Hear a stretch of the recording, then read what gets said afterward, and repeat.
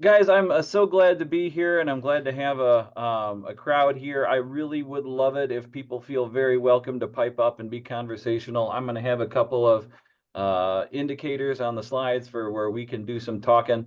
We got plenty of time together, so I'm going to be talking about profitability in these three different things that were on the flyer. We're going to talk about record keeping, everybody's favorite thing. We're going to talk about budgeting and enterprise budgets a little bit. I know you've touched on that before. We're going to touch on it once more. And then pricing and market research, figuring out how to set prices appropriately. So those are the three different pieces. My name's Andy Larson. I work as a farm program manager for a little shop called the Food Finance Institute. We're headquartered out of Madison, but we are part of the University of Wisconsin system in the same sort of outreach branch as the Small Business Development Center, so specifically designed to help entrepreneurs in the state. We work with farmers.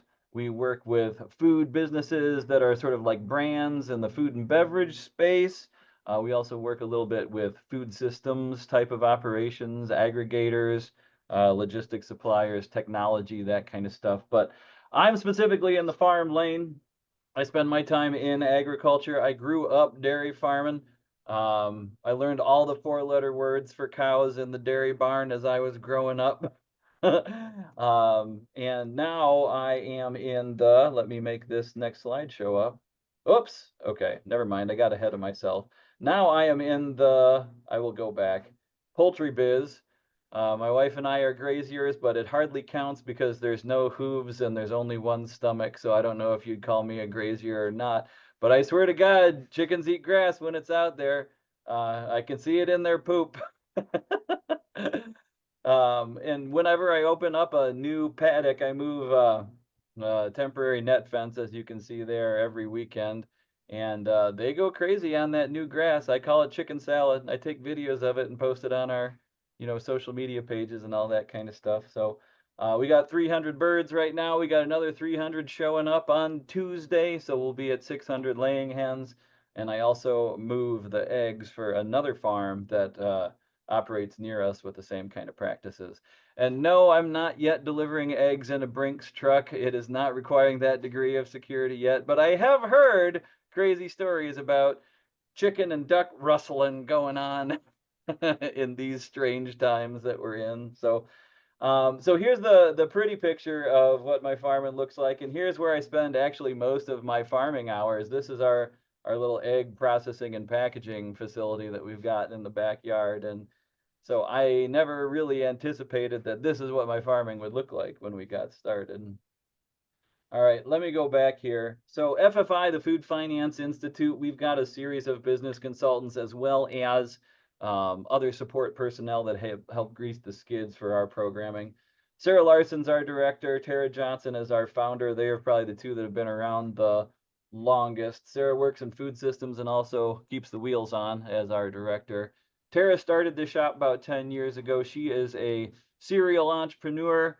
Started a goat whey business, not Baraboo, Reedsburg, about 14 years ago, something like that.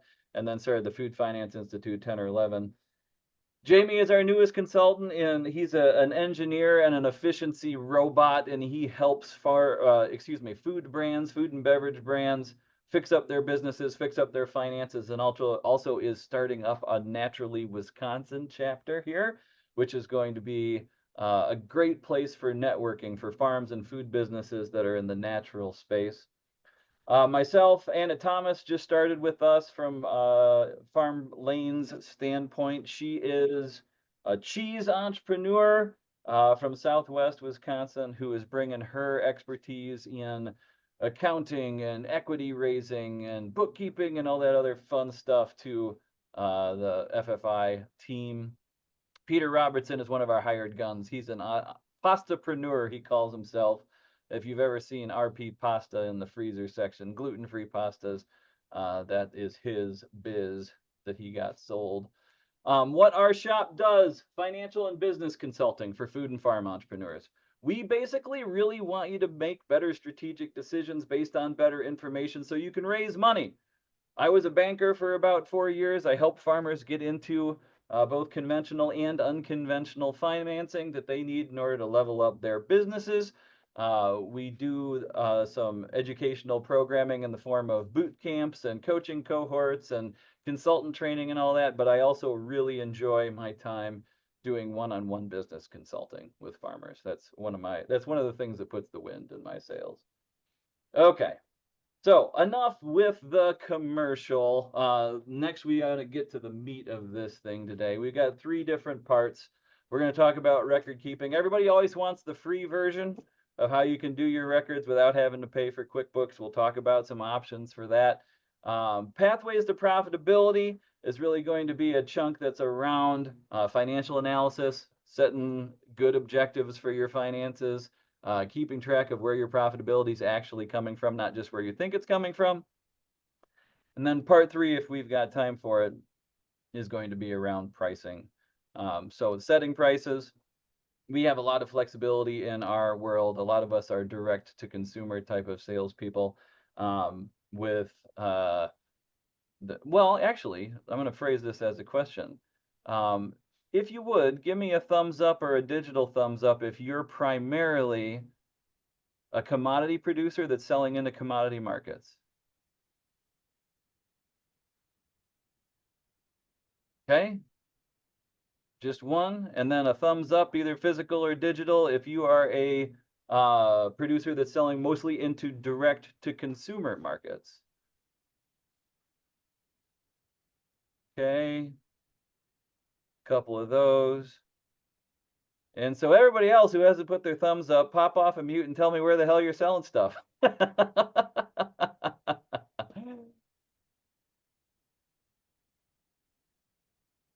And if you're not, you're not. That's fine too. Combo, okay, got it. I think that's wise. I'm kind of in between. I'm sort of a farm to firm type of business. We sell directly to restaurants and retail stores. We don't have a distributor or anything like that, but we are an intermediated value chain, I like to say. So our customers are not necessarily just the end consumers. We've also got those people that are acting as our direct customers that are preparing food and reselling food. Okay, so record keeping. Yes, you have to. Yes, you have to. Yes, you have to. There's so many people that just don't want to do it. And you can get away with it for a little while. I mean, you basically have to fill out a Schedule F. You can do so with some pretty squishy numbers, whatever you feed the tax accountant or whatever you do yourself, and you can stay legal. But the thing is, can you say sustainable? You got to be able to know where your money is going. Out of the 3-legged stool of people, planet, and profit, I would say that the profit one is probably the most brittle and unforgiving of those 3 legs. So yeah, you got to keep track of your finances. You got to be able to know what financial statements do. You got to have an idea where your profitability is coming from. So please, please, please, please, please, if you haven't done so already, at least consider putting into place an accounting system to keep track of your stuff. So that being said, I want to know, the folks in the room, I want to make this conversation, all y'all. Pop off and mute. Tell me what you're currently using for your bookwork right now, or enter it into the chat. Give me some of the tools that you like or dislike. And for folks who are having either a really good or a really not good experience with their accounting tool, come off and mute and tell us why.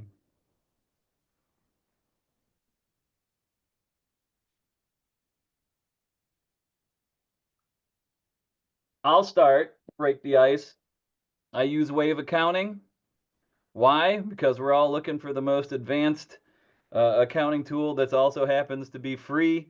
Thing is, all these online accounting tools are really, really good at upselling and changing what the package looks like. So I've been using Wave Accounting for a few years. It's always been a free tool. It would automatically download bank transactions. I'd be able to make reports and all that kind of stuff. Now they have severed the connection with the bank account, and unless you get into the pro version, the paid version, they're not going to download those transactions. So right now it is basically just an invoicing machine for me for now until I get my poop in a group and get switched over into QuickBooks. Okay, Cherry, we've got High prices directly to consumers, good. And the bulk of our produced items into the commodity market. Okay. Cost and labor involved is not. Okay, I completely understand, and we are going to talk about that balancing act, about how much time it takes to sell into the direct to consumer market.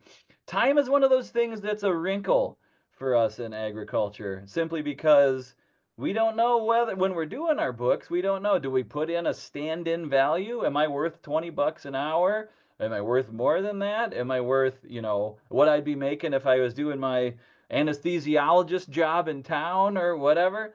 Um, or is it the kind of thing where we figure it out later? Whatever's left over is what we're worth. So we'll talk a little bit about that decision. Excel spreadsheets, Google Sheets. Yep. Trying to use actually a free version. Okay. And probably, okay, so we've got a lot of spreadsheet users, some people who are trying to figure out exactly which direction to go. Have I got a tool for you, my friends? We are going to do a quick introduction to a spreadsheet tool that I consider to be one of the best out there. Um, we're not going to spend a ton of time with it, because the best way for you to figure out how to use it is to toy with it. And I can give you a direct link to it in the not terribly distant future. As soon as we have a break, I'll throw that into the chat. But it's one of my favorite items that's out there. So nobody's currently using like an online accounting system. There's no Wave Accounting, Zoho Books, QuickBooks Pro, any of that, QuickBooks Online, any of that stuff. Yeah, Oh, we're using QuickBooks Online. okay. And how do you like it, Rick? Um, I don't, because I've only been using it this year. When we had to, we were using QuickBooks Desktop 2015 until they weren't supporting it and said they were going to pull the plug until we had to pay, and now it's going to be an annual fee, so it's too expensive. Plus, we're shifting away from the business. We're having an employee do the business, so ours is going to be simplified. We don't need that. Okay. So you mentioned the downside. What's the upside of getting into a setup or a system like QuickBooks Online? A longer pause. Yeah. Um, well, I didn't, I really like the desktop version. I don't like the online version. Okay. Yeah, it is a little bit more compartmentalized. There's a few things that are in different places than they were before. But like the punchline I was trying to get to is that from a reporting standpoint, from a comparative analysis standpoint, from a historical accuracy standpoint, there's some real pros in being involved with QuickBooks and its ilk. You can make some really, really good strategic financial decisions with all of the reports that come together. Thing is, the tricky part, you got to set it up right the first time. Otherwise, you're doing a lot of archaeology a few years down the road in order to get stuff fixed. So, I do recommend those online accounting systems. I do recommend using one of their QuickBooks Pros to get it set up right at the beginning in order to make sure that it is a well-oiled machine for years to come.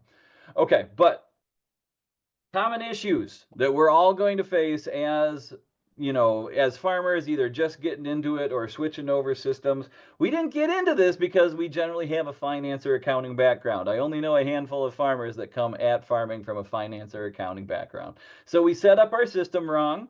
And then after we set up wrong, it gets us crappy reports. So we get behind. We don't enter data regularly.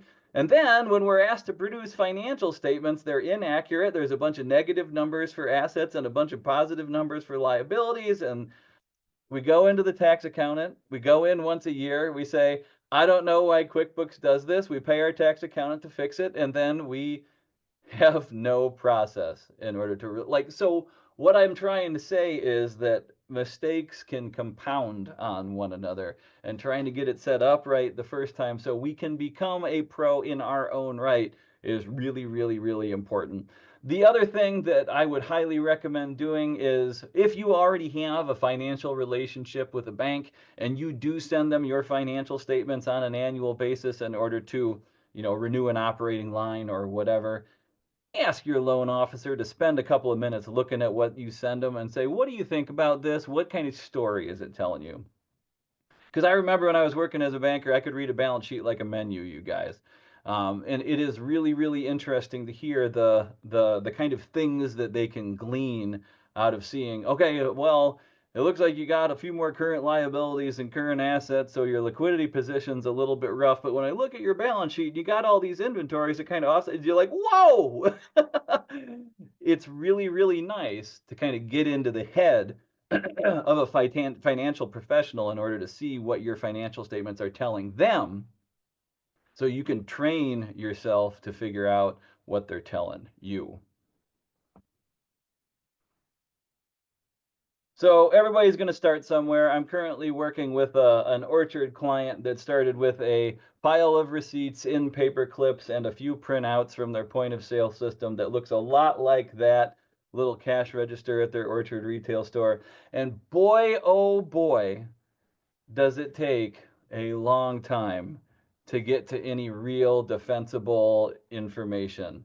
We're trying to do sort of a family farm transition and succession process with his old man and his brother, and we're trying to figure out what kind of value to put on the orchard versus the other parts of the retail business. And we have been meeting for hours and hours and hours and hours and hours, sorting through all these numbers on receipts as he switches back and forth from one cash register to the next. And as you'll find out in your farming career, money and time are our two most limiting commodities in our lives. And I don't want to spend 12 to 14 hours with a professional figuring out what my books are telling me at the end of the year. I want to spend that time spread out over the course of the year doing a little data entry in order to have those pieces of information that I need to make decisions up and ready to go at the flip of a switch. Okay, so many of you are getting into the spreadsheet biz, and this is a perfectly legal, perfectly reasonable, perfectly useful way to start out with keeping records. You know, you got your bank transactions, you figure out which category in your Schedule F those bank transactions go under, and you fill out your Schedule F, you put it with your tax returns, and you're legal for another year. Bingo bango. That's a great thing. However, there's some things you don't learn from this. If you have got a highly diversified farm, I just happen to know that Rick has quite a few different enterprises going on his family business, and if all he prepared was a Schedule F every year, he would be able to see some sales revenues, he'd be able to see some expenses, but he wouldn't necessarily be able to differentiate which revenues came from which enterprises. So a Schedule F is a form of a profit and loss statement, but it's not really a full-fledged P&L because you don't learn much about where your revenues came from. You don't learn much about what your expenses are attributed to. It keeps you legal. It lets you know whether or not you made a profit, sort of, because there's also a different objective for a Schedule F, right? A Schedule F is a tax document. And most entrepreneurs, small or otherwise, have this very, very slight allergy to income taxes. And so what do? We talk to our tax accountant, we get him to find as many expenses as possible so we don't have a tax obligation at the end of the year. How many square feet of your house did you use for business purposes? What percent of the property taxes and utilities should the farm pay? And this and that and the other thing. Even if those things are not necessarily things the farm has to use its cash for. So, in all likelihood, you are painting a less rosy picture with your Schedule F than you would with a personally prepared profit and loss statement that accurately reflected the cash, revenues, and expenses for the farm. And so, what does that do?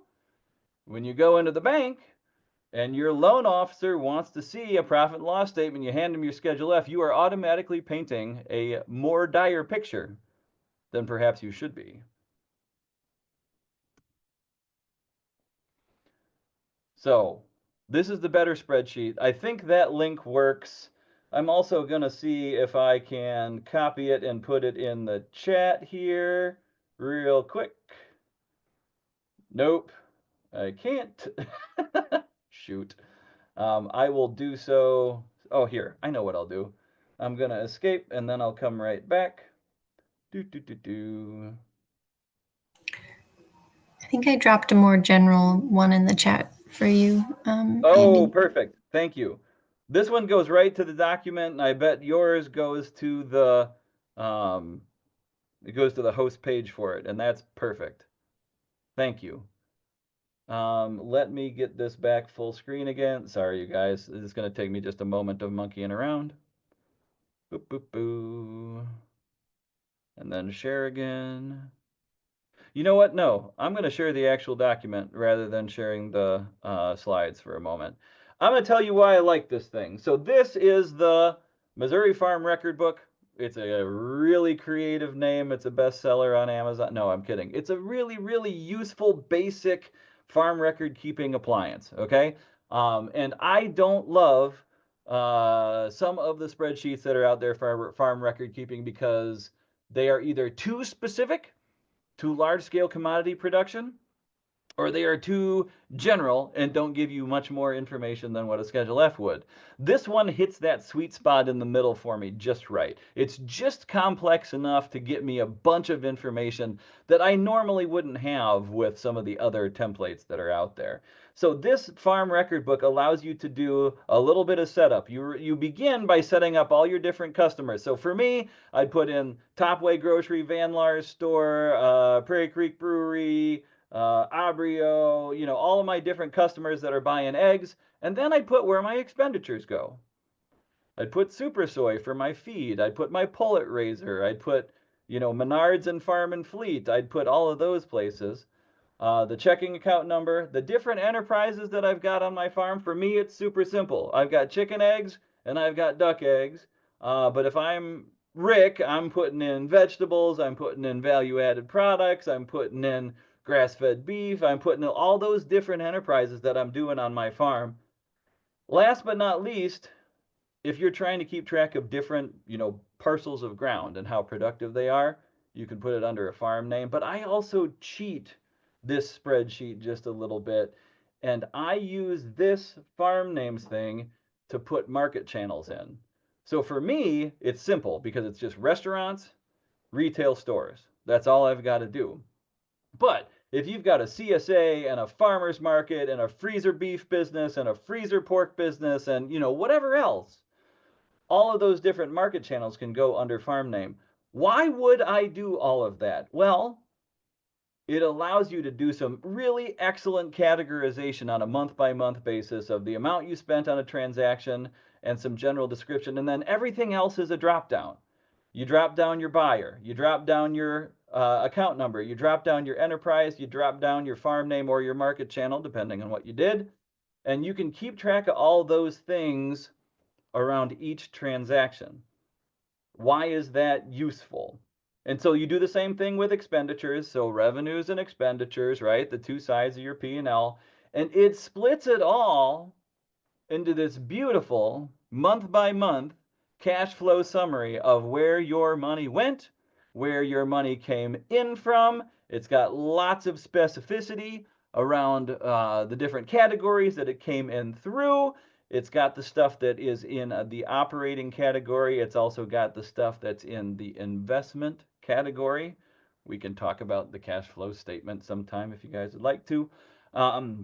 It's also got the expenditures listed out similarly. So a lot of you folks who already have a banking relationship and may have to have an operating line of credit for normal day-to-day expenses on the farm in the spring, chances are you've got to put together a projection for your loan officer. This is going to be a next level projection that's going to have a very, very specific indication of where you need what money.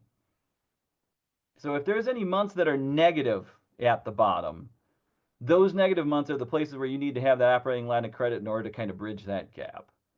So that's a really useful thing. It's also really useful for you for planning purposes, rather than just showing that you've got a P&L that over the course of the year shows a positive profitability. You now know when it comes.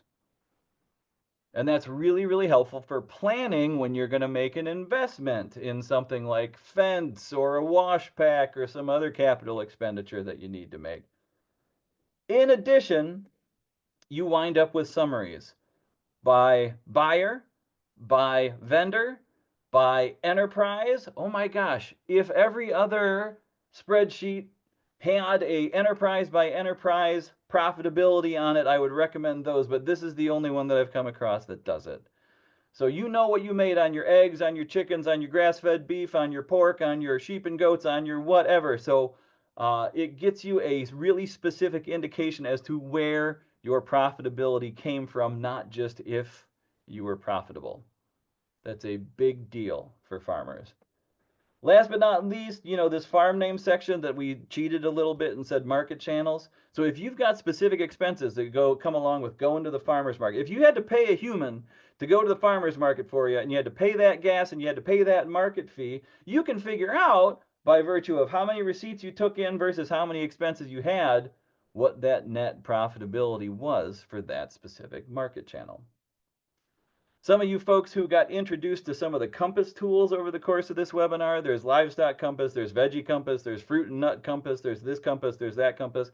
All those things are wonderful and complex and take a super amount of record keeping in order to fill them out appropriately. This is a good way to cheat that system with something that's a little bit simpler and get the same kind of information you need to do that three-dimensional analysis of which enterprises are profitable, which market channels are profitable, where my main cost centers are, where I need to reduce, where I need to improve my revenues, all that stuff goes into a simple old spreadsheet. And this is downloadable, it's free, and if you go into the review unprotect sheet, you can modify the names at the top in order to change that up how you want to. Just be careful not to break it. Okay, I'm going to stop sharing that. And that sounded like a commercial, but I am not paid by these humans. I have actually emailed John Laporte and said, good job, keep doing this. So hopefully he will continue to make these good tools available. Okay, the last thing I want to bring up on the accounting side of things, the record keeping side of things, is that there is a bevy of software options out there, okay? And we mentioned some of these. There's very, very few options that are completely and utterly free and also powerful and useful in the information that they provide. That spreadsheet that we just talked about might be the only one. But as far as these online accounting situations, it's hard to beat the convenience of having transactions automatically downloaded and categorized and then thrown into usually an appropriate place in your transaction register. Sometimes it takes a little bit of fiddling in order to get those perfectly right. Wave accounting used to be 100% free. It is not anymore. Zoho Books, it was something I was just introduced to. You've got a limited number of invoices and a limited number of expenses. So if you are a relatively small operation with relatively few transactions, you can probably fit into that 1,000 item limit. But if you are a full circle farm, you probably can't. So just one of those things that if somebody's looking to get started in sort of the free-ish online accounting space and doesn't mind all those ads they constantly have to close about upgrade in order to get, payroll deductions, in order to get this or that, in order to accept credit cards. This industry is an upselling industry. And you will constantly be seeing the opportunity to spend more money with these folks. Even when you have a subscription, there are going to be things that don't come with that subscription, and you can get the next premium platinum titanium ultra subscription and get something else that you didn't have before. These are general. Wave is general. Zoho is general. QuickBooks, frankly, is also very general. And so you got to set it up right, because you got to be able to tell it you are a farm. And you got to be able to tell it that you're going to fill out a different tax form than most people are.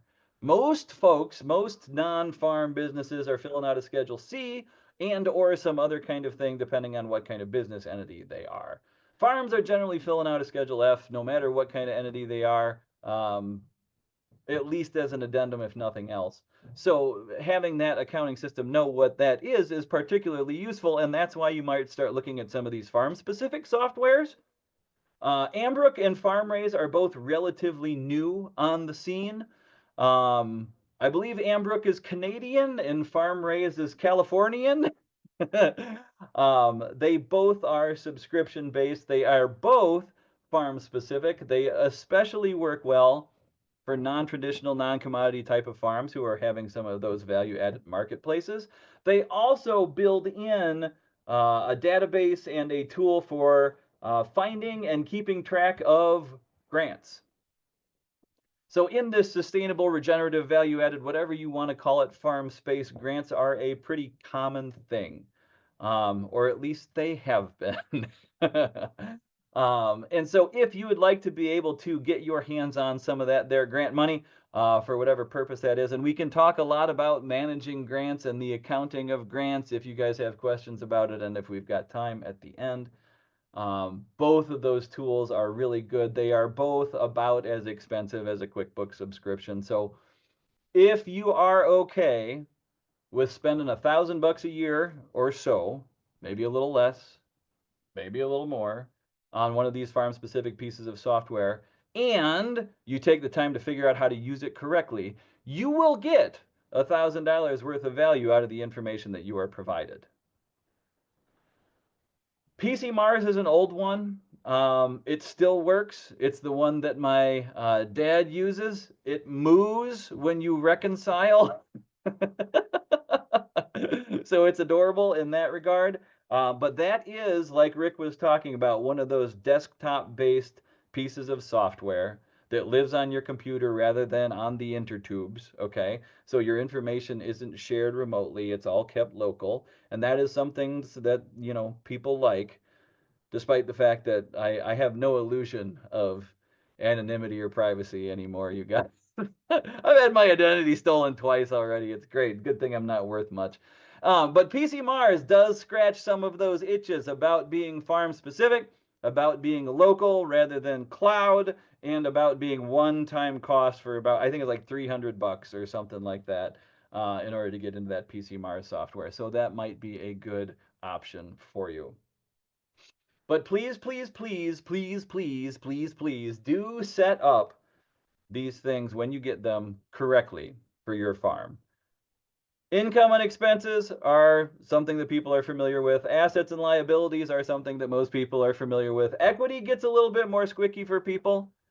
You know, when you've got family living draws or when you've got personal investments, in order to make the cash flow, those equity contributions do make a difference on your balance sheet, also make a difference on your cash flow statement. So it's a thing that you need to figure out. And there are some of you that should probably really know about COGS. So when I started at the Food Finance Institute, I told my colleagues we don't need, the farm lane doesn't need COGS. We don't need cost of goods sold. It's not common terminology amongst farmers. It's not on the Schedule F. Nobody's going to keep track of that. And after several years of waterboarding, I became convinced otherwise. I just realized we use different terminology for it. How many folks, give me a digital or a physical thumb, figure out your cost of production of what it is that's going to go into the ground in the, or onto the pasture in the upcoming year? Okay, we got at least one other thumb. That cost of production terminology. Or you might hear cost of sales, or you might hear cost of goods sold, or they're basically the same thing. And there's somebody who's a trained accountant would slap me for even uttering that phrase, but they're close enough to one another that you should probably figure them out. And there's a reason that you should probably figure them out. Because knowing your production expenses and how they multiply out with your units of production is going to be the fastest way to figuring out your cost centers and improving your bottom line profitability. And that's what we're going to talk about next. But quick break so I can grab a beverage and give an opportunity for anybody that has questions to pipe up, or experiences with this kind of stuff that were either particularly good or particularly bad that you'd like the rest of the folks in the room to know about. That would be great.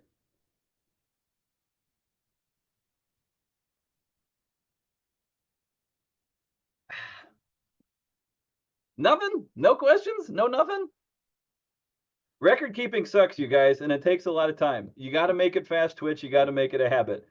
Every Friday, if you have a 5 o'clock cocktail or something like that, give yourself a risk reward kind of thing. I can't have my old fashioned until I finished my bookkeeping for the week. I can't go to whatever on Saturday until I finish my bookkeeping for the week. Do something to motivate you to get in the habit of doing this data stuff, this book desk stuff that nobody likes, because once you've got a couple of years worth of really nice, useful, informative reports under your belt, and you can predict, oh, this week at the farmer's market tends to be a little busier and we sell some more stuff than we normally do, or this year did not go, I'm not, getting to my sales objective and I really need to goose some sales. Maybe I need to spend some money on promotions and advertising. Once you have that information that can provide you with the capability to make those management decisions, it is going to make you a more profitable farm.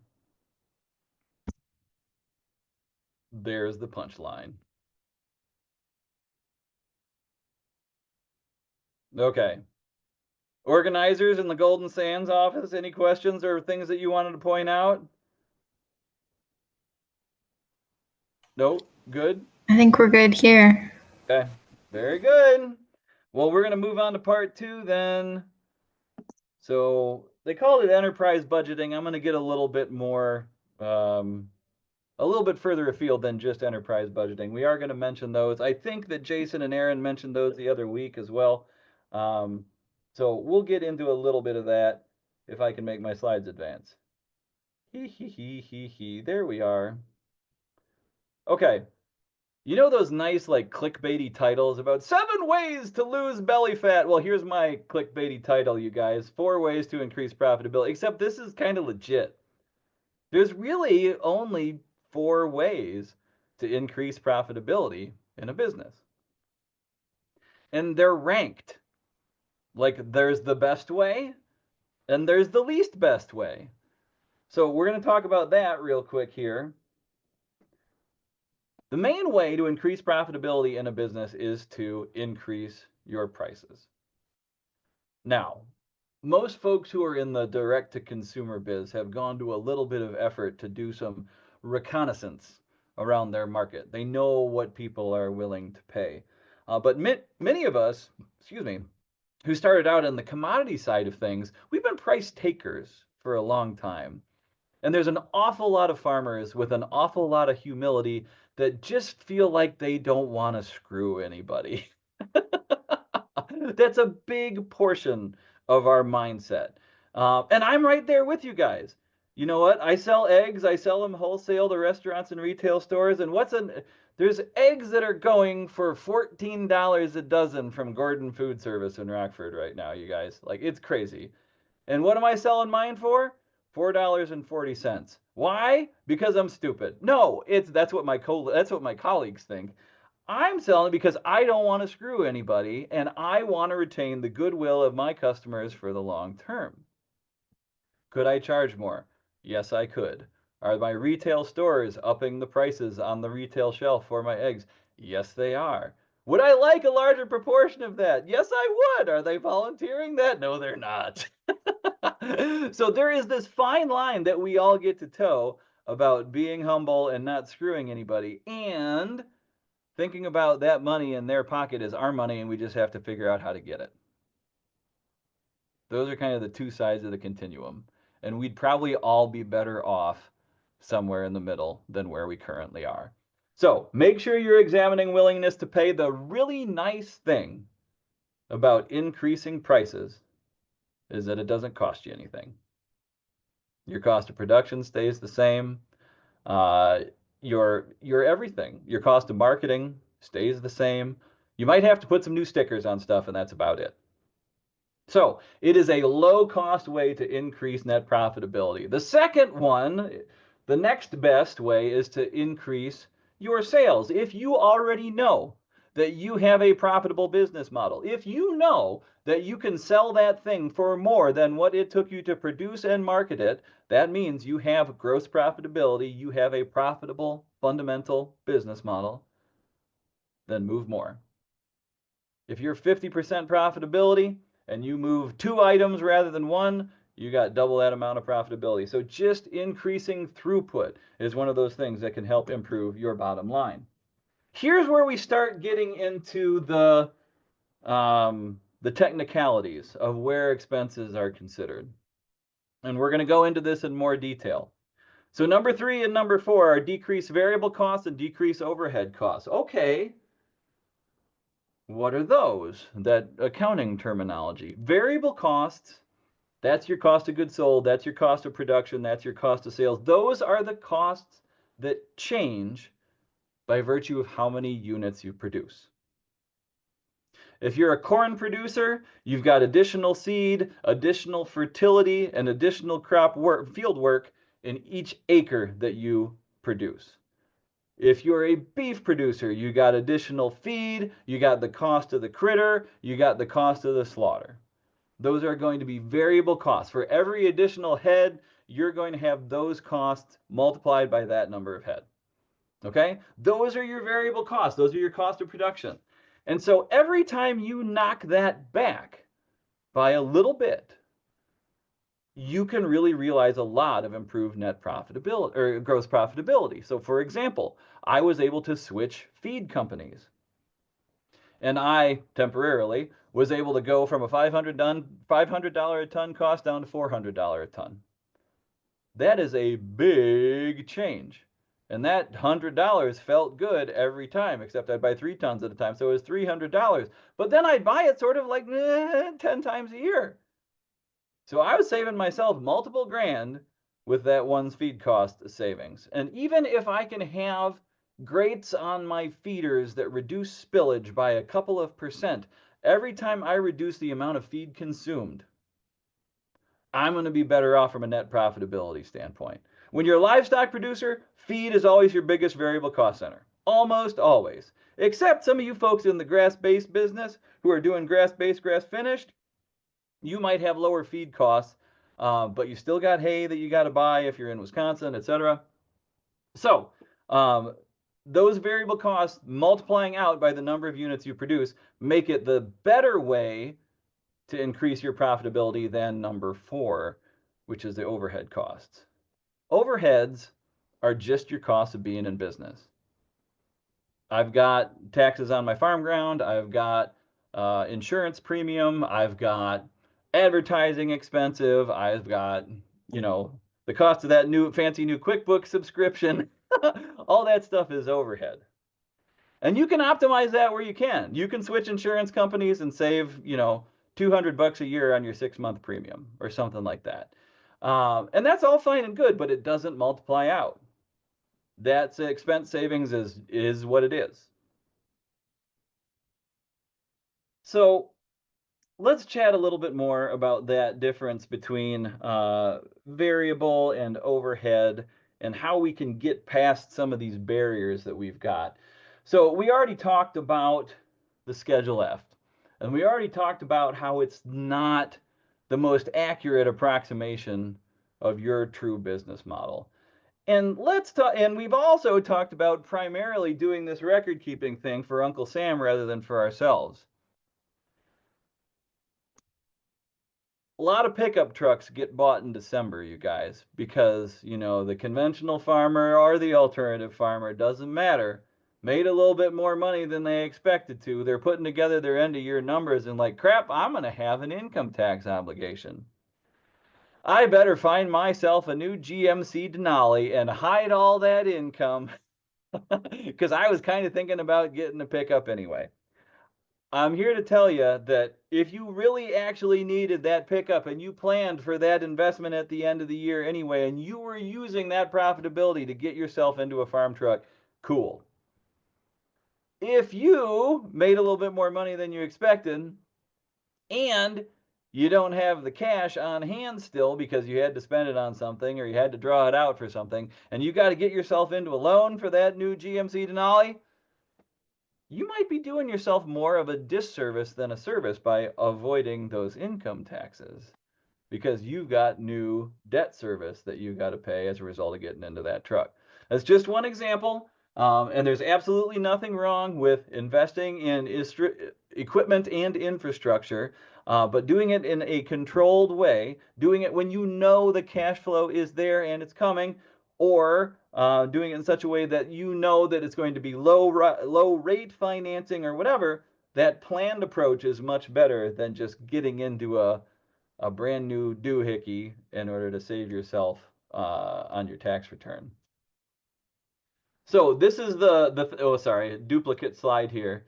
This is what I mentioned before. That Schedule F will tell you if you're profitable, but it won't tell you how you're profitable in a complex business. So the better thing to do is to keep your records up to snuff for your benefit rather than for Uncle Sam's benefit. The other big barrier to leveling up farm finances tends to be the jargon, the acronyms, the terminology, the very vague terms that mean very similar things. I mentioned this before about variable cost, cost of goods sold, direct cost, very similar things. Overhead, indirect cost, fixed cost, very similar things. Would someone who's not trained in accounting know that stuff? No, not unless they spent a few years in the bank and looking up stuff on Investopedia to make sure they knew what the hell they were actually talking about when their clients came to call. So don't let the jargon get in your way. Just figure out what it means and use that as a vehicle to be more specialized. These 4 pieces of terminology, if you don't already know them, are going to take you up a notch in your financial management. If you don't already know the difference between variable costs and overhead costs, you should. Variable costs, also known as cost of production, also known as COGS, also known as direct costs, similar things. These are the ones that change proportionally to production output. Additional acre of corn, additional head of cattle, additional dozen eggs, whatever it is. Those variable costs are going to go up per unit. Overhead costs are going to stay about the same. They're not going to change per unit. They're not necessarily going to be identical. Your insurance premium might go up by a couple bucks from one year to the next, and that's fine. It's still an overhead cost. It's that fixed terminology that people get really screwed up by. It's not exactly the same. It just doesn't change with output. Gross profitability versus net profitability. Net's your bottom line.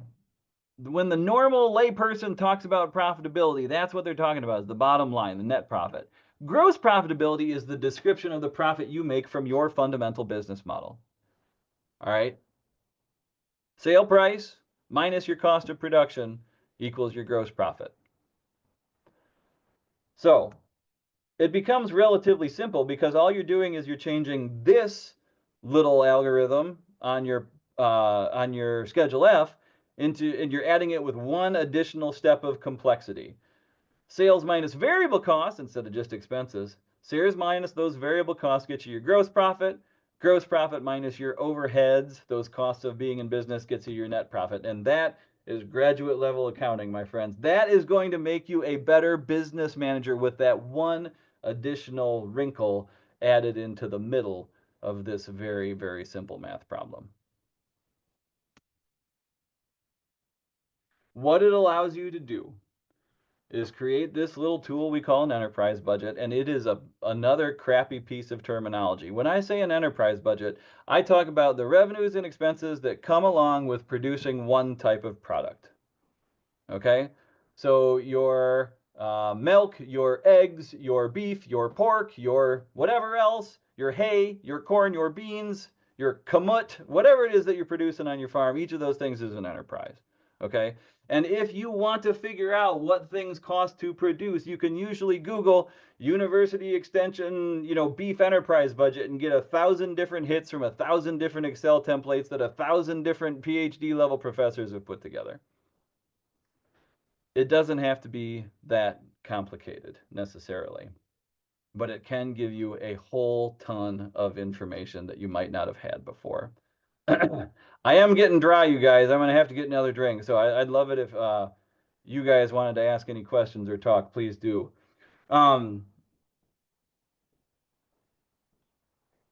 So I'm going to give you an example, sort of a real life example of enterprise budgeting, just in order to kind of see how the numbers move through it. If this is something that you've already got through in detail with Aaron and Jason, let me know. But this is a simple way, and I can share this template afterwards as well, to get into the difference in sales, the difference in gross profitability, and the difference in net profitability between all your different enterprises. Now, I know that at least a couple of people in the room here are in the very, very diversified specialty crop production type of biz. Excuse me. And I'm here to admit that vegetable, fruit, and flower producers are the hardest things to suggest doing an enterprise budget with, because they have so many crops and so many products. But those of us who are producing anywhere from, half a dozen to a dozen, or whatever number of different enterprises, it gets a lot simpler and we can actually learn a lot about it. So let me just move this thing ahead here a little bit. I'm going to use an example of an egg farm that's thinking about getting into heritage hog production, pastured pork. All right. Why? Because I've considered that before. And so I know the numbers behind eggs. I have a pretty good idea of where I can get the numbers behind pork. If you guys are ever trying to figure out cost of production behind specific commodities, hop onto FinBin from the Center for Farm Financial Management at the University of Minnesota. It is an awesome place to figure out the difference between production costs and overhead costs for a typical producer of some commodity. If you're getting real specific with real niche type of crops, they might not have that information. But if you're using most specialty crops or specialty livestock, you can still get some semblance of good information regarding the cost of production and regarding overheads. Rick, according to Farm Action, contract farmers growing laying hens are getting paid $26 a dozen for eggs. Yeah, there's some people under contract, and they got into those contracts back when things were like semi-normal. I don't think things are semi-normal anymore. Between bird flu and politics and the sort of COVID toilet paper approach to eggs right now. Yeah, it doesn't surprise me. I've heard folks that are producing them for around $2 a dozen on contract, and they still make money at that because it's not like they're washing, labeling, and retailing those things themselves. I've seen nice big egg operations where the eggs roll out of the end into the head house, and they got a little suction thingy that fills up the flats, and they use the flats to fill up a pallet, and the pallet goes on the truck and goes to an aggregator where they get processed. You can make money at $2 a dozen. I don't know if you can make money at 26 cents. I got more feed than that into each of those critters for each of those dozen eggs. Thank you, by the way, for putting the link to FinBin on there. If you folks have never used that before, we can take a tour of it. If you want to, just ask. But otherwise, it is definitely a resource that you can get some really, really good costing information behind. So check it out. Okay, back into these enterprise budget things. So we've got these two different columns for two different enterprises that we're able to compare side by side. I got about 330 hens. I was thinking about getting about 60 hogs. And so units sold, this would be dozens, this would be pounds, this would be the price per unit. That'd be a dozen eggs. This would be hot carcass weight for pork. And so if I multiply that out, I get 53% of my sales coming from eggs, 47% of my sales coming from hogs. All right. So that's where the total revenues would split out. And so after I know that, I start putting into these yellow boxes the actual costs of production, those variable expenses. And so I got to get into new birds every year. I got to buy a whole boatload of feed. I got a few supplies, some hauling to get them back and forth to where they began and where they're going to end up, and a little bit of operating interest. Hog side of things, same thing. Bunch of critters, bunch of feed, and a few other straggler things. But again, as we noticed before, that feed and mineral line is always going to be a big spot for your livestock producers. If you're in the specialty crop biz, labor, labor, labor, labor. Labor is your feed for the specialty crop producers. That's going to be your cost center. So unless you are a big old family with a whole bunch of kids in order to provide a bunch of the labor at really low rates, you're going to spend a lot more money in labor than almost anything else if you've got a diversified fruit, vegetable, herb, and flower type of farm. So all these things get added up together, and what we do is we take this gross profit number divided by this gross sales number, and we get 53%. We take this gross profit number divided by this gross sales number, we get 31%. It's just a coincidence that these are both 53. And so what this shows is like, okay, those heritage hogs, they are not going to produce the same degree of profitability for me as those eggs are. So why the heck would I want to diversify my farm into that? Hold that thought, and we'll have an argument about that on the next slide. Okay, and then the other thing you can do is you've got some overhead expenses that go along with this. Obviously, it's going to be a much longer list if you're not constrained to a PowerPoint slide. So advertising, computer costs, insurance, interest, repairs, and taxes are the things. And so what this will do, and like I said, I'll send you this template as well. You put your totals into these yellow boxes, and they will split out these totals by your sales percentage.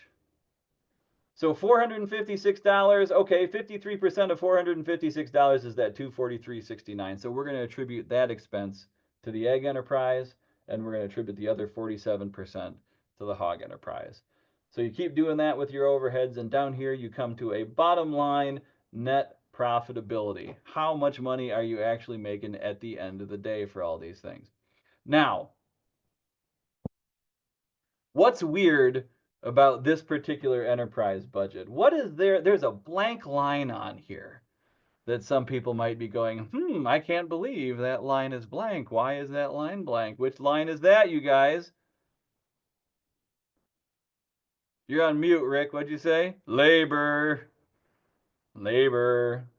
Is labor free? Nope. But are you getting paid anything? Maybe. Okay, so this is an argument that farmers have with themselves all the time. Thank you, Sarah. This is an argument that farmers have with themselves an awful lot. When you are hiring labor, when you are paying a human to do stuff for you, that labor line is not going to be zero. However, many of us are small, many of us are early in our business trajectory, we're not hiring labor, it's just us, it's the proprietor's labor. So are we paying ourselves an hourly wage? Most of us are not. You can.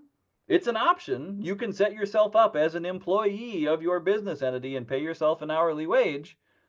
But most folks early on aren't looking for those additional expenses because you would have payroll expenses, you'd have payroll taxes, you'd have workers' comp on yourself, right? So it's usually when somebody is making so much money that they need some more write-offs that they set themselves up as an employee of their own business. Or they're just trying to treat themselves really fairly. How dare they? Okay, so you see that labor line is blank right here. You see these two gross profit margin numbers, 53% and 31%. Let's say I threw in a number to represent myself and my wife spending however many hours we spend at these two enterprises at $20 an hour. Okay, so that 53 and 31 now looks a little bit different from a gross profit margin standpoint. All of a sudden, I went from 53 down to 7. Why? Because it's all the hours spent inside that stupid little egg processing shed that I showed you guys at the beginning.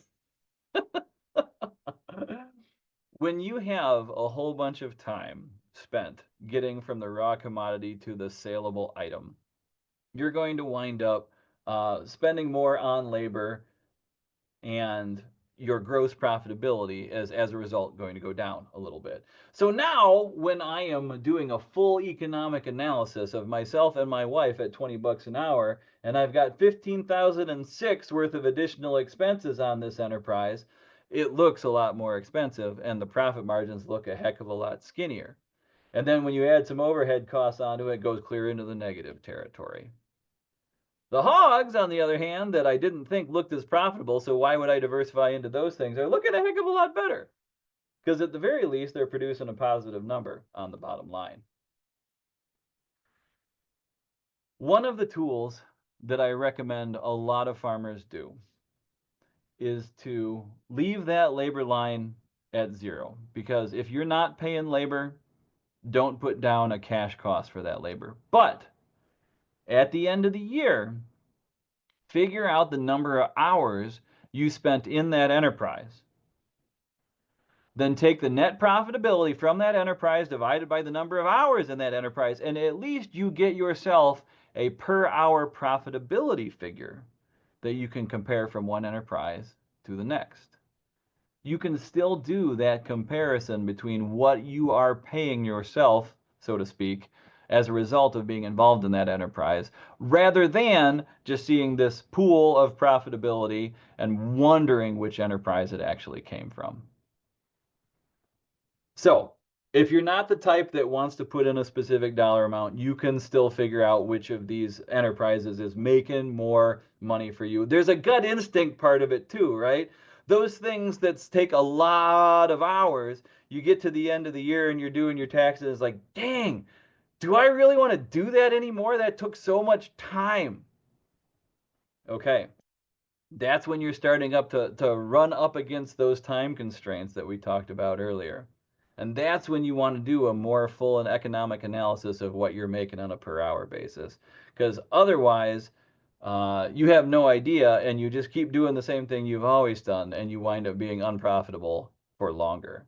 Calling out enterprises that are not making you money and maybe adding that product back in from another farm and doing some resale, that's probably going to be better off for you in the long run than spending all the hours that you were at whatever it is taking all your time. The last little goofy thing on this tool that you guys will see is down here at the bottom, I put in a break-even analysis.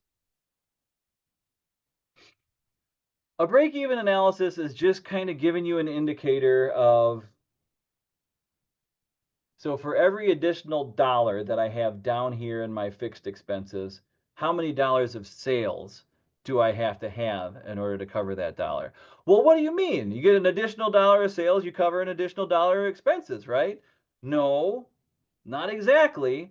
Because if you've got a dollar's worth of sales and 85% of that dollar is going to cover your cost of production, then you've only got 15 cents left in order to cover these overheads.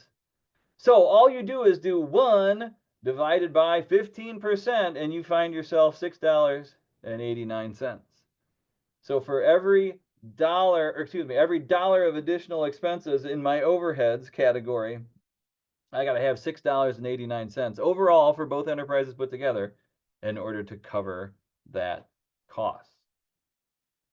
So what this little trick does over here in this little yellow box, it allows you to treat your desired profitability like an overhead expense.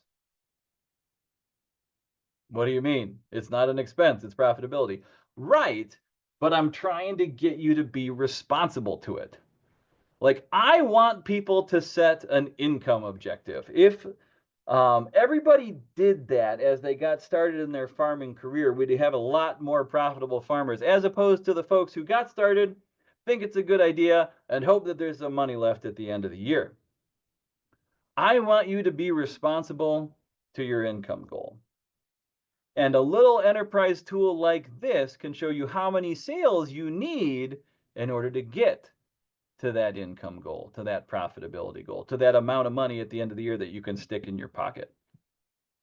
So if I want to make 50 grand, if I want to replace, an equivalent FTE in central Wisconsin or whatever, how many sales do I have to have at a 15% gross profit margin in order to cover 50 grand worth of additional expense down here? Because we're treating that profit like an expense, like we're responsible to it, right? So at only a 15% margin, I got to have another $386,000 worth of sales in order to cover that 50 grand. I've only currently got about 63,000 in sales. So if I want to ramp that up 5 to 6x, it's going to take a lot of work. It's going to take a lot of time.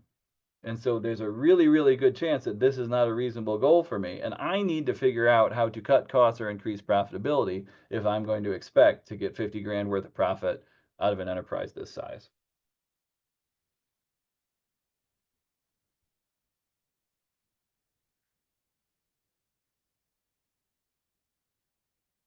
Questions about this enterprise budget stuff? It's a little bit dense, but really, you guys, it's just 2 columns and some addition and some division. Like, you got this. I know you do. And I'll send you the template. The template will do all the math for you. Those of you who have 1,000 different enterprises are going to have your work cut out for you. Those of you who got 3 or 4, you're going to be able to figure out your comparative profitability between enterprises in, a couple hours. And that's going to be really, really useful, especially right now when everybody just did all their tax information and, pulled that all together. You can now tease it out piece by piece, enterprise by enterprise, in order to figure out those different profitabilities. And that becomes really good information to make decisions on. You've now been beaten over the head by enterprise budgeting twice over the course of this webinar series. What kind of questions have you got?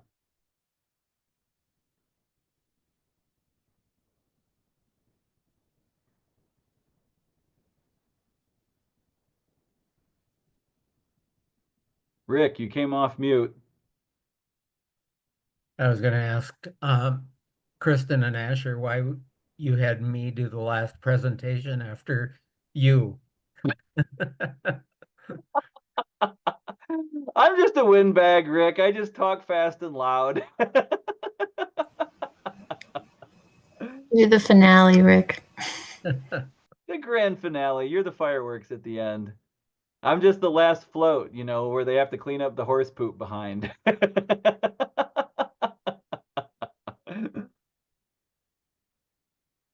do Okay. have a question for you, Andy. Yeah, please.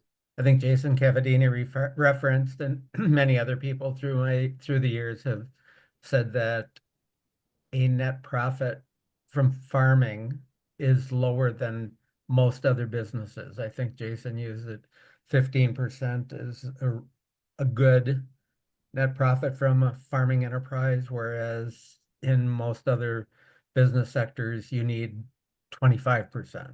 Is that true, or do you want to reflect on that a little bit? Yeah, in the food and farm biz, we do tend to have a little bit skinnier margins. Yet we are still willing to throw our hat in the ring because of the lifestyle that we get by being a farmer. Very, very seldom does a farmer get into farming because they think they're going to get rich at it, right? They want to have a certain type of lifestyle, and that non-economic benefit is still very valuable to them. So you're right. When you look up, so I've got this system called SageWorks, and they provide a lot of underwriting information for, financial analysis or financial analysts that just got out of college and are working for a bank or whatever. So you can go in there and you can look up an industry by their NAICS code or their SIC code and see what the sort of general net profit percentage looks like. And there's a lot of stuff in farming that looks like 2 or 4 or 5% net profitability.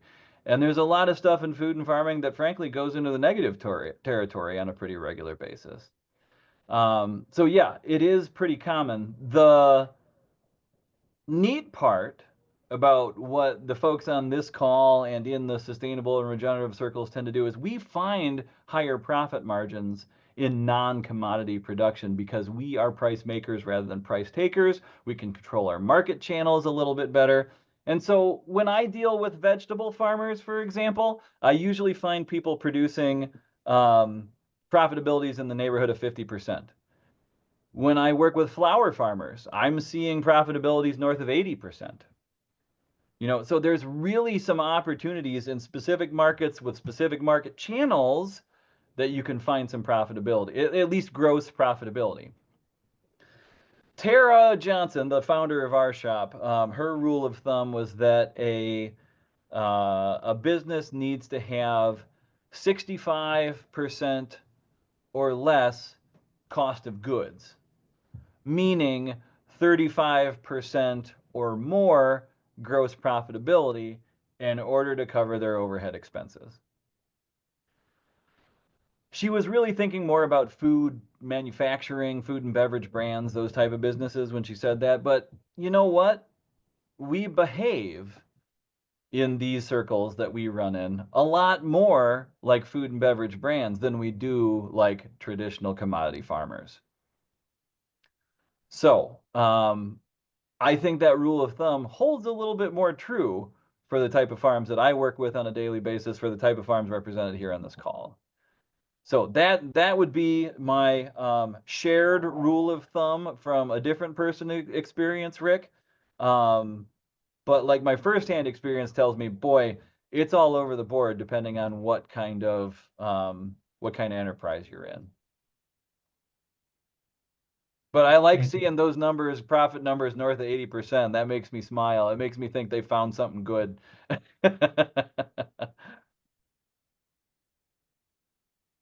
Anybody else want to pop on with anything? If not, we got about a half hour left. We'll keep going. Yep. Thank you.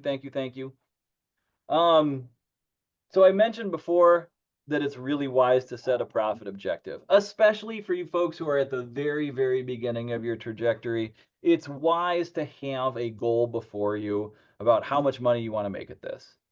Because there is no quicker way to lose your motivation and burnout than by working your ass off for 5 years and then looking at your checking account and seeing nothing in it. So having that profit goal is really, really, really important.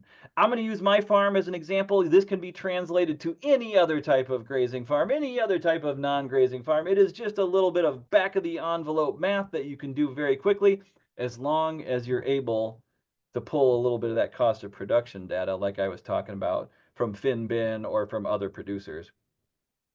So I just so happen to know that my variable cost per dozen on average have been around 26 cents for the carton, 18 cents for the label, $1.19 for feed, and it's a 20 couple dozens per hour for my wife and myself to do that work, and at 20 bucks an hour, we're putting in that figure as to what it costs for each individual dozen. Now, we can get into the weeds a little bit, but the main punchline is that I've got about $1 per dozen margin. So how many freaking birds do I gotta have? This is the scaling question, you guys. How many birds do I gotta have in order to get to my $20,000 of gross profitability goal? So if I make $1 a dozen, and I need to sell 20,000 dozens or 384 a week, is that doable? Hell yeah, it is, especially in this day and age. I can move 384 dozens through 2 stores if I had them, and I don't.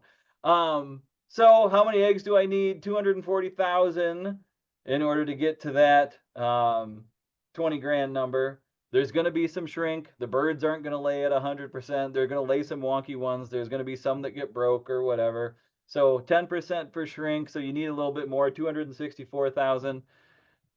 Divide that by the number of days, because man, those birds, they lay something every day, just about every 25 hours, I believe it is. So 724 eggs a day, meaning that at 80% lay, I need about 900 hens to reach my goal. This kind of math can be repeated for anything. If I got a $20,000 goal and I make $1 a pound on rutabagas, I got to sell 20,000 pounds of rutabagas in order to get to my gross profitability goal. If it's head of beef, that's fine. I got a $20,000 goal. I can make about $1,000 worth of gross profitability on every head of beef I sell. I need to sell 20 of them. That's a daunting prospect, perhaps, for some people who are just getting into this and haven't got any market channels cultivated. All right, so just do yourself a favor and start at a scale that's actually going to meet your financial objective. You're going to be a much happier farmer, especially in the long term, if you know that you're going after a profit objective right there from the beginning. And if you're doing your bookkeeping, you're going to have a much better idea of all your variable costs that are going to go into your cost of production. The other thing that you got to do is kind of compare your market channels. I have talked about direct to consumer, short value chain type of marketing an awful lot today. It is absolutely not the only type of marketing that's out there, right? You can go to commodity markets, you can go to intermediated markets, and sometimes it's worthwhile. Why? Because time is a limited resource. Let me show you an example. I know I use my farm as an example a lot here, but all this can be translated to yours just as easily. It doesn't matter if it's eggs or broccoli or, pounds of bacon on this slide, okay? So translate it to whatever it is that you're selling. When we got started, we sold to farmers markets. And Rockford is a relatively economically depressed place, so we were starting out selling at this $5 sale price. $1.65 for my cost of production.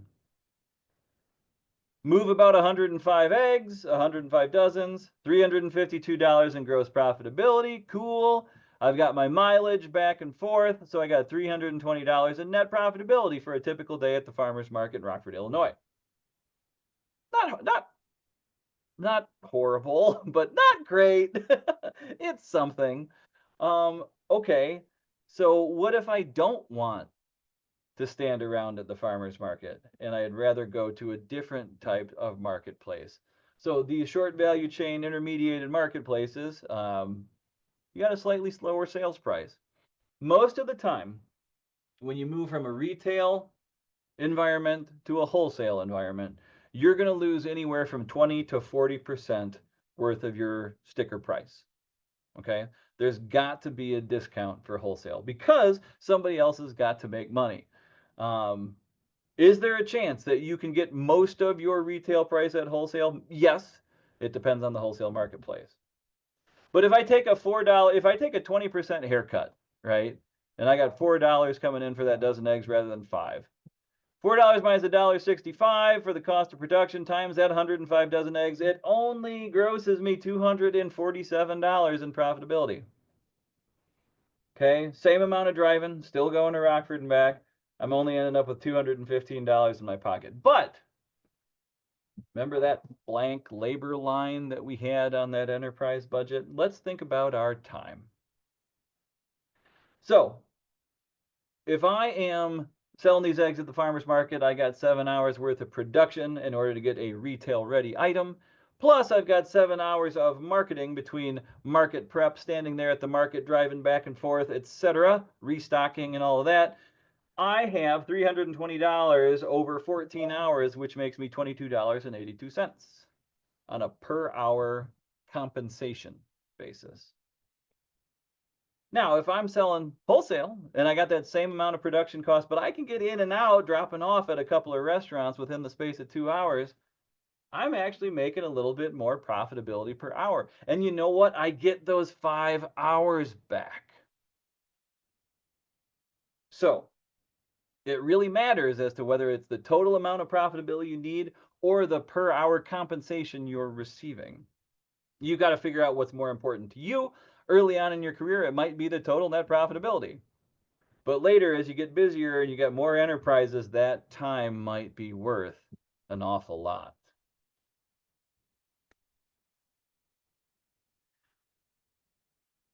That question about the 20% haircut that we just talked about leads into my last little piece here, which is a short piece regarding pricing.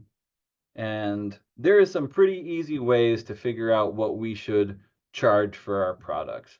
The very first thing we ought to know is what it costs to produce them, right? That cost of production thing is pretty doggone important, because if our cost of production is $5 and everybody else in the marketplace is selling whatever it is for $4, we're probably not in a space where we're going to be where we have a viable business model, or we've got to change something substantial about our production practices. So we can talk a little bit about information that we get for pricing, and we can talk a little bit about value proposition as well. But again, I'm going to pause, take one more sip, and see if anybody else has got questions before we go into the pricing stuff. Y'all are troopers, by the way. 2 hours is about all most people can stomach on Zoom. Asher. Splitting variable expenses, separating the yep. With a good record keeping system, yes. 100% agreed. Thumbs up, dittos, mega dittos on your first paragraph. Willing to make suggestions for improvement if people share their current record keeping systems with you. Yeah, I don't see why not. If folks have a template that they wanted me to take a look at and see what kind of things that we could modify or improve just to give them better information, I'd be willing to do that. Also, if you want to set aside some time with me to go through books, I do that on a pretty regular basis. I got Friday time set aside. I can send a link for my bookings when I'm not sharing my PowerPoint slides. I can put that in the chat at the end if somebody will remind me. So yeah, absolutely. You guys, I have managed to pigeonhole myself into this outreach, education, and consulting career, talking to farmers about things they don't want to learn and activities they don't want to do. But I enjoy the hell out of it, and I'm pretty sure that there are more farms in Wisconsin and the world in business as a result of hearing some of this stuff than there would otherwise be. This stuff is all the not the reason you got into farming, but it could be the reason you keep in farming. So don't discount this financial and management stuff because it's going to be an essential part of your operation. If all else fails, at some point you're going to be a wildly successful entrepreneur, and you're going to need to grow your business. And at some point, growing your business is going to take more financial resources than what you got in your bank account. And so you might need to seek financing from an outside source. As a result, your financial management, your record keeping, your good financial statements, your good cash flow budgeting, all that stuff is going to help you paint a better picture to a loan officer or an investor or a foundation or whoever it is you're going after outside financing from. So all of this is going to make you more capable to grow and be more successful in the future.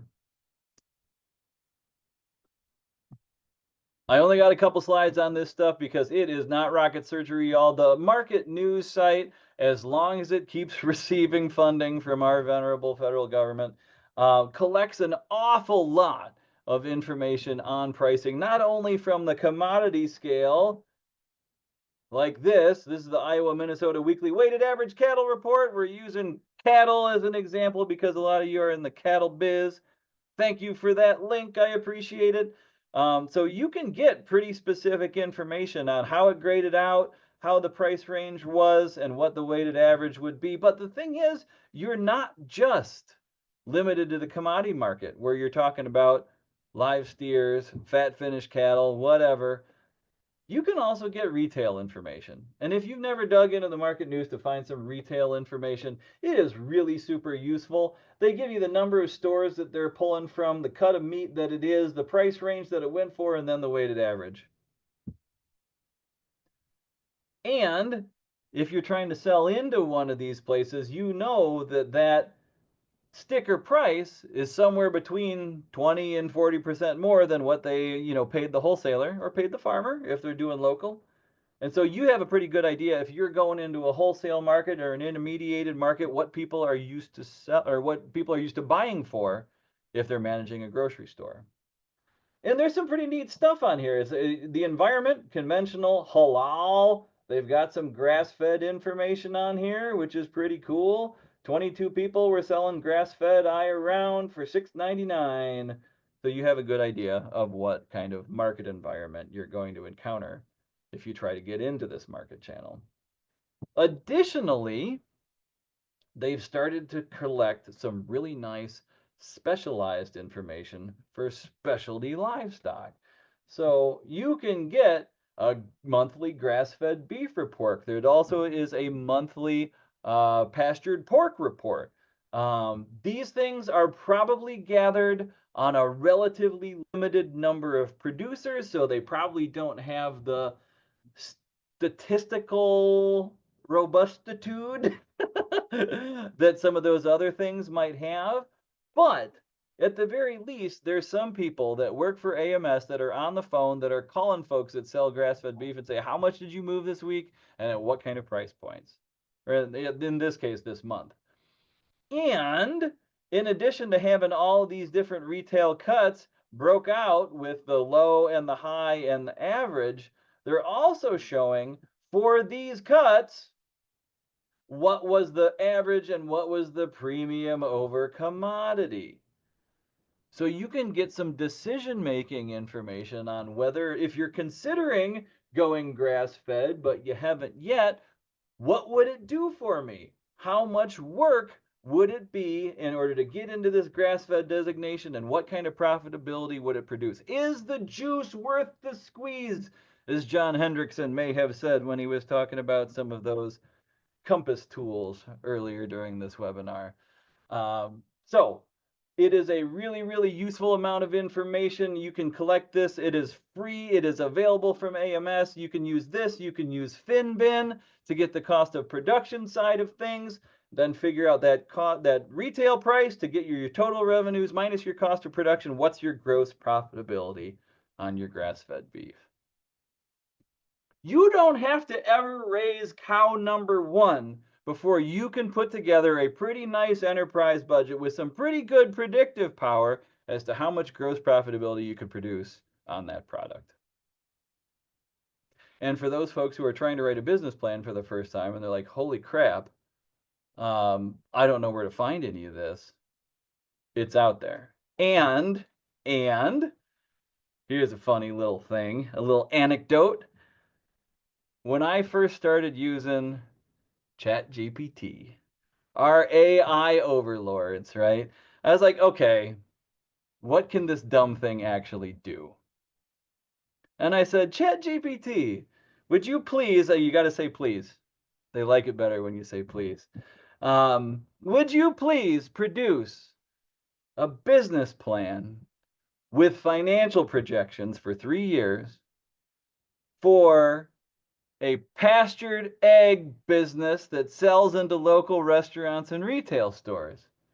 Include copy around marketing and include forecasts for 5 years of the P&L and the balance sheet. So you got to learn how to do those prompts, right? So I did that big prompt into ChatGPT, and about 0.1 seconds later, it spews out a business plan, which really wasn't bad, I got to be honest.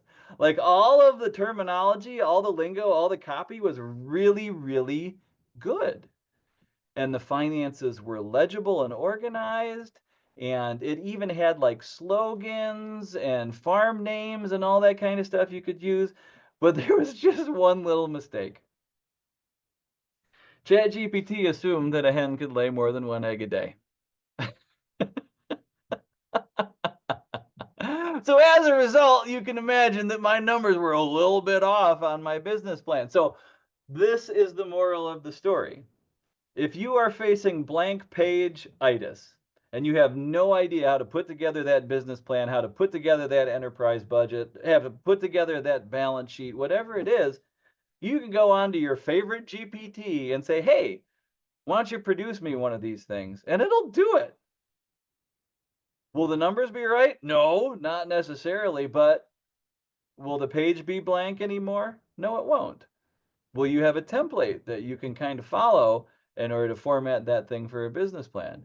Yes, you will.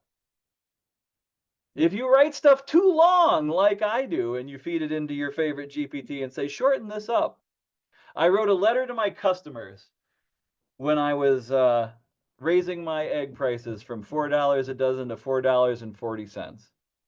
It was a page long. It was about 300 words. It was very descriptive. It reminded them of our value proposition and all that stuff. And my wife said, no, it's too long. They don't care. And they're going to feed it. She feeds it into ChatGPT, reduces it to a paragraph, and sends it out with the invoice that week. Useful tools that we never would have thought of back in the day.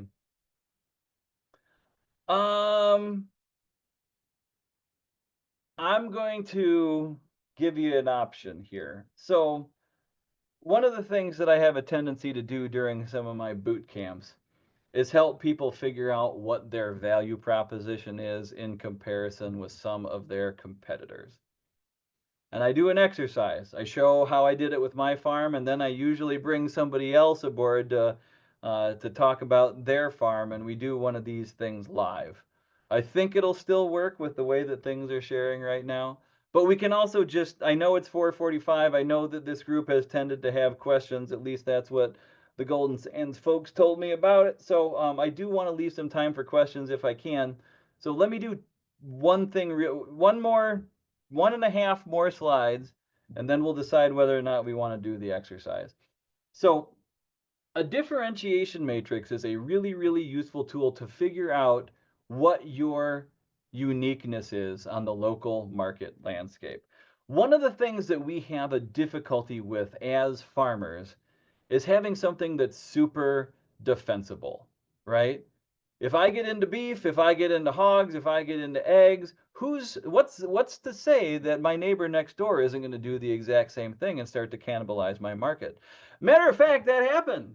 You know, my wife and I were at an event, and this couple walks up to us and says, "We want to be you guys." And I said, "No, you don't. What the hell are you talking about?" They said, "No, we want to start an egg farm." And we're like, "Cool." Good. Just what we need is competition that's on the exact same road as us, 5 miles down the road. We haven't heard from them since, but for all we know, they're starting an egg farm, and we might have competition down the street. Now, can we get all of our eggs sold from both farms right now? Yeah, absolutely. But when things go back to normal, is it going to be so easy? I don't know. So that defensible uniqueness, that thing that sets you apart from the other farmers that have already entered the marketplace or may at any time, because there aren't that many barriers to entry. How do you set yourself apart? How do you make sure that you're selling what your customers want you to buy? So this differentiation matrix, I use kind of the thumbs up, thumbs down, thumbs middle approach, and my thumb doesn't appear when I have a virtual background. Sorry about that. I try to figure out where I stand compared to my next best competitors. I do have a number of clients who have said, I haven't got competitors. I'm the only one producing organic grass-fed lamb in the 5-county area. My county and all the counties that surround me. So I haven't got any competition. I can do whatever I want. And I said, okay, if somebody goes to the grocery store and your grass-fed organic lamb is out of stock because it's all sold, are they going to walk away and go home without any protein to put into their oven that night? She says, no. I said, what are they going to buy? They're either going to buy conventional lamb or they're going to buy some grass-fed beef because it, can be used in similar ways in similar dishes. I said, that's right. So you're not just competing against other people that are producing the identical commodity, you're also competing against your next best replacement. So you got to think about those things as well. So what I do is over here on the left-hand axis, I figure out my own farm and some of the other people that I'm on the market landscape with. Call them competitors, call it co-opetition, whatever you want to call it. It's people who are also in my market landscape. And then I think about the different characteristics that my product is competing upon. If you go into an egg case, if you go into a beef case, if you go into a cheese case, if you go into a whatever, you're going to see all these different qualifying words, all these different third-party characteristics and certifications. You're going to see a lot of interesting terminology. So those things are pretty indicative of what people are looking for and what characteristics people are competing on. Give me just a second to mute. I've got to get my kid to let the dog out.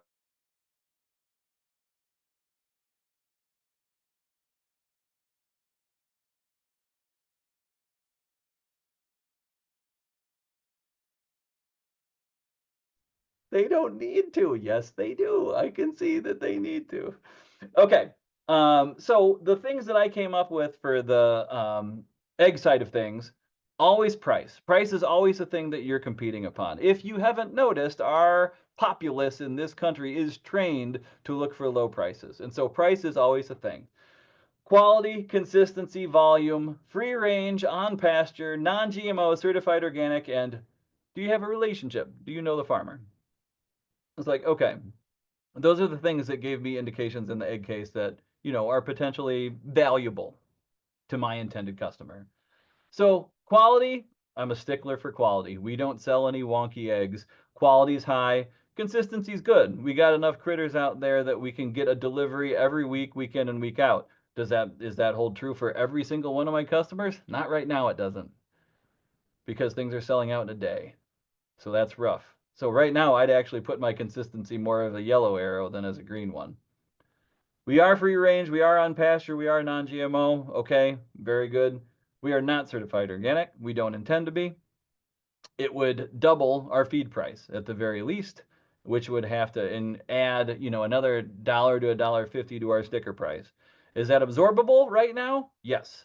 Would it always be absorbable, especially in 6 months when the eggs at Aldi go back to 59 cents a dozen? A little bit harder. Knowing the farmer, we sell and deliver and process all ourselves. It's all us. It's all within the local area. So knowing the farmer is a big deal. So if we were going to have another local egg farm come on the scene, and they were a little bit smaller than us, and their price was a little bit higher, they could get a lot of those same quality characteristics, free range on pasture. If they decided that they were going to advertise themselves as uncertified organic, there would be kind of that organic designation, that terminology. So they get a lot of the same up arrows as we do, but they might not have the volume, they might not have the consistency if they were substantially smaller. Now we think about a regional egg company. Think about Good Eggs or Vital Farms or what's Lucy Amundsen Outfits out of Duluth? I can't even remember, with the little blue chicken. I can't remember the name of it. But, price going to be similar, quality is going to be great, consistency and volume are going to be better than ours. Are they free range? Well, are they in a building or are they on pasture? So free range, yes, but on pasture, no. Non-GMO, they might have the certified organic designation, but you don't necessarily know the farmer that it came from. And then when you're thinking about, big egg companies, they're producing white eggs in styrofoam containers and you can get 18s for the same price as my dozen, if not more. Their price is going to be desirable. Their quality is going to be questionable. Depends on how long they've been in transit. But it's going to be consistent. It's going to be as much as you want. But that relationship stuff is not stuff that they're going to have. So, as a result, there's a few things that pop out as my defensible uniqueness. I'm not the low price leader. I'm not the highest price. I do have consistency and decent volume despite having all these other relationship categories. So like I've got fewer down arrows, more green arrows than my other local egg farm, and I've got this sort of regional, local panache over the regional egg company. So this exercise gives me some indication as to what I need to be screaming from the rooftops in order to justify the higher price that I charge. So that's the exercise. This is the thing that I was just trying to get to, is like all of that pricing stuff that we talked about rolls right into marketing as well. You need to communicate. If you expect a premium price, you need to communicate what's in it for them in order to be worth a premium value. The value proposition needs to match the value perception. Okay, and so whatever it is you decided is your thing. In my case, it's consistency, it's local, and it's quality. So having that special emphasis on those benefits and using those words all the time on all your copy, on your trifold brochure, on your label, on your website, on your social media, whatever it is. Come up with a little blurb that really encapsulates very carefully and very concisely the qualities that you're trying to get across with the product that you're trying to sell.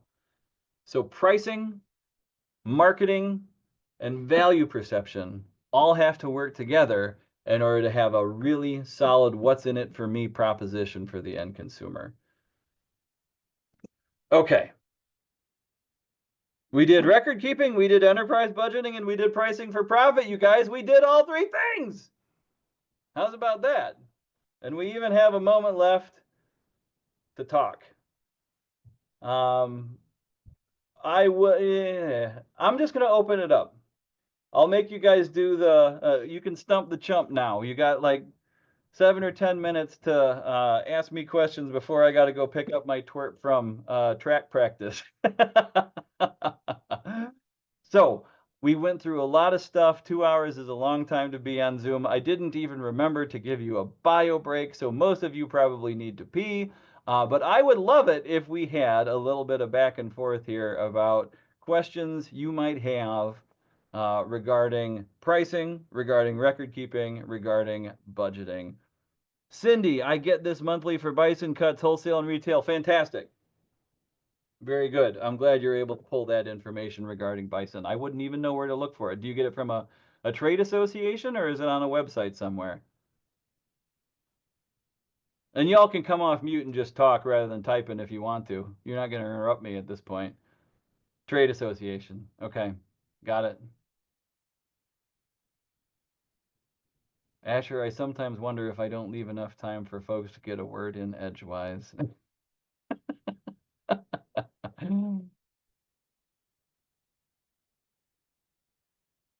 What questions are out there, you guys? What discussion points? What has been your greatest success from a financial management standpoint and a practice that you would recommend everyone else on this call start to use? Following your advice. Well,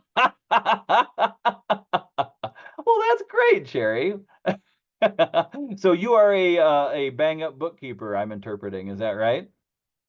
I wouldn't say that, but I've definitely gone through this without this kind of guidance in the past, just doing it, figuring it out myself for assessing what our various enterprises would be, could be, what we want from them, and have gotten around to what you've concisely said here as the approach, but not in an easy way. So it would have been way easier if we had had this advice early on, and but we have landed in a place where our enterprises are profitable, and they're very different than what the majority of people do, but that's because they're not as easy for people to do, and they're not as supported by programs and information or even marketing analyses. So we do the things that work for us and that are generally not as common for other people. Well, and just a little bit of friendly ribbing there, Cherry. If you are setting financial objectives and you are meeting them and you have horses, which is what is in your thumbnail, then I commend you as a superhuman. Yeah, we manage our horses like a grass-fed cow-calf herd, and sell the foals at weaning at 6 months old, and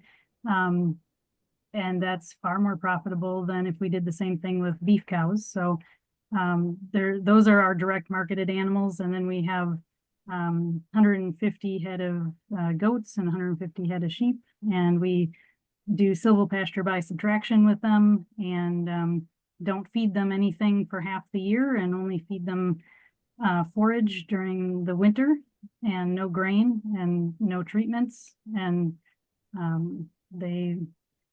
it's just a more profitable approach, and it's not certified organic, and we sell at the sale barn because we don't like doing the direct sales, and our processing options are too expensive in this area for justifying doing any kind of direct sales. So we just look at what we have available, and what we want, what we like, and find the enterprises that fit within that. Very cool. That is all great to hear. I love your approach. I especially love the idea of not feeding these critters for 6 months out of the year. They're wondering if you had any enterprise you had to drop because of your bookkeeping and realizing that it wasn't profitable. That's in the chat. Oh yeah, we did grass-fed Jersey steers, we did colony rotational grazed rabbits, we did pastured broilers, which is why I got livestock guardian dogs in the first place, because the owls at night and the hawks during the day were eating all of our pastured organic broilers. I'm not a good enough shot to get my fat red tail out back, Jerry. I know what you feeling. Yeah, and the Migratory Bird Act would probably be a problem. Yeah, they don't like that too. so much, it turns out. It's the shoot, shovel, and shut up approach, right? Right. But I've never had to shovel or shut up because I've never hit the damn thing. Yeah, and I mean we did pastured pigs.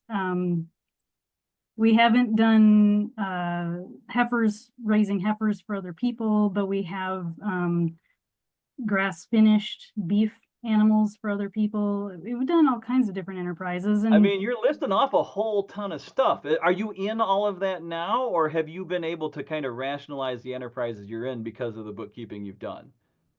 because of that bookkeeping, we've been able to exclude the things that are not profitable. And so all those things I just listed are things that we don't do anymore because they don't make enough money. Gotcha. Those are all things that we've done. I also did organic hardneck garlic and farmers markets, and I started the North Side Farmers Market, was part of the crew in Madison for that. And yeah, those things just didn't, they weren't a valuable use of our time and resources and interests. And so we've whittled it down to goats, sheep, and horses, and livestock guard dogs to keep them safe on the landscape. Very cool. All the things that passed the sustainability test. That's wonderful. Jerry, good work. I don't hardly know you, but I'm proud of you for doing what you've done. Well, thanks. It's fun, and it's really nice to have something that's profitable.